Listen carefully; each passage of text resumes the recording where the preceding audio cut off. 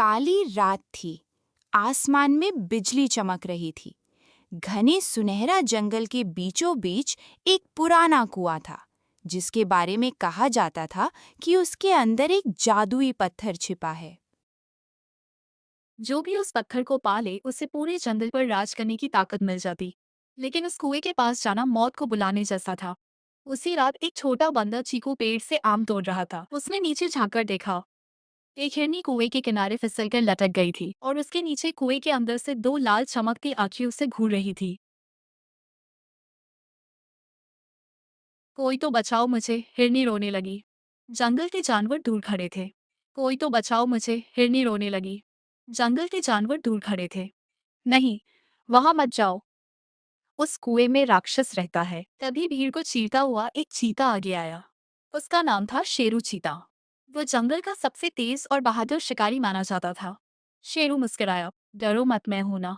इतना कहकर वो बिजली की तेजी से कुएं के पास पहुंचा और हिरनी को ऊपर खींच लिया। सभी जानवर खुशी से चिल्लाने लगे, वाह शेरू, तुम तो हीरो हो। हिरनी की आंखों में आंसू थे। तुमने मेरी जान बचाई, मैं तुम्हारा एहसान कभी नहीं भूलूंगी। शेरू ने हल्की मुस्कान दी, लेकिन उसकी आंखों में कुछ और ही चल रहा था। अगले दिन जंगल में हर तरफ शेरू की बहादुरी चर्चा होने लगी। यह बात जंगल के राजा सिंहराज तक भी पहुंची। सभा बुलाई गई। शेरू, तुमने बहादुरी दिखाई है, जंगल तुम्हारा सम्मान करता है। शेरू धीरे धीरे मुस्कुराया, अगर मैं इतना बहादुर हूं तो फिर जंगल का राजा मैं क्यों नहीं। पूरा जंगल सन्न रह गया। क्या बकवास है, हाथी चिल्लाया। लेकिन शेरू बोला, बनने के लिए सिर्फ ताकत नहीं, दिल भी चाहिए।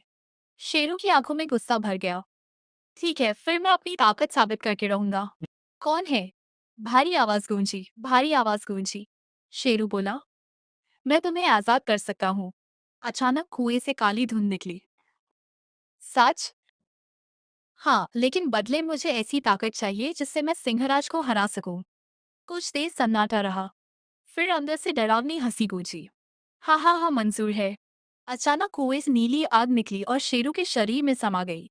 उसकी आंखें लाल हो गई, नाखून लंबे हो गए।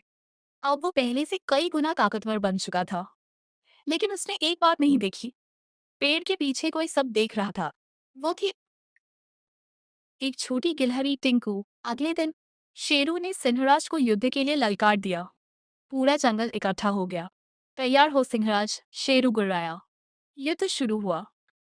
सिंहराज ने हमला किया, लेकिन शेरू ने उन्हें एक ही पंजे में दूर फेंक दिया। सब दंग रह गए। ये कैसे हो सकता है? शेरू लगातार हमला करता रहा। कुछ ही देर में सिंहराज घायल होकर जमीन पर गिर पड़े। आज से मैं हूँ इस जंगल का नया राजा। सभी जानवर डर गए और उसी दिन से जंगल बदल गया। अब शेरू रोज किसी न किसी जानवर को गायब कर देता। किसी को समझ नहीं आ रहा था कि वो जाते कहाँ है। लेकिन टिंकू सच जानती थी। एक रात टिंकू जंगल छोड़ चुके सिंहराज को ढूंढते हुए पहाड़ों तक पहुंची। सिंहराज अकेले बैठे आसमान देख रहे थे। महाराज, टिंकू, तुम यहाँ? टिंकू रोते हुए बोली, शेरू ने धोखा दिया है, उसे कुएं वाले राक्षस से ताकत मिली है। सिंहराज चौंक गए। तभी अचानक तेज रोशनी फैली। एक बूढ़ा कछुआ वहां प्रकट हुआ। उसका नाम था महाज्ञानी कछुआ। पूरा जंगल मानता था कि उसके पास सदियों पुराना जादू है। कछुआ बोला, मैं सब जानता हूँ। अगर राक्षस पूरी तरह आजाद हो गया तो पूरा जंगल खत्म हो जाएगा। तो अब क्या करें? सहराज बोले।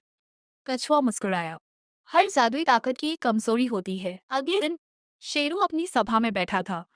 तभी सिंहराज वापस आए। शेरू, अगर हिम्मत है तो एक बार फिर मुकाबला करो। सभी जानवर हैरान रह गए।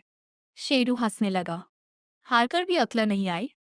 इस बार फैसला हमेशा के लिए होगा। सिंहराज गरजे। दोनों आमने सामने आ गए। जैसे ही शेरू हमला करने दौड़ा, पीछे छिपे महाज्ञानी कछुए ने अपनी जादुई छड़ी जमीन पर मारी। धड़ाम। जमीन समकी और शेरू के शरीर से नीली आग बाहर निकलने लगी। नहीं, मेरी ताकत। वो कमजोर होने लगा। अब सिंहराज ने जोरदार हमला किया। धाड़ला। शेरू हवा में उछलकर दूर जा गिरा।